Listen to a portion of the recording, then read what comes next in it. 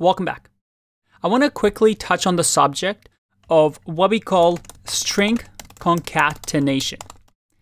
Yes, programmers love creating really complex names when concepts may not be as complex. So what does string concatenation mean? Well, it simply means adding strings together. So I can do hello plus Andre, and I've concatenated the string. I've added two strings together. So if I print this, I get hello, Andre. So if you ever hear people talk about string concatenation, that's what they mean. We're concatenating strings. By the way, what do you think will happen if I do hello plus 5? If I click run,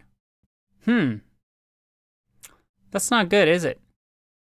I get type error. Must be string, not int. So it looks like string concatenation only works with strings. We'll explore that a little bit more in the next video.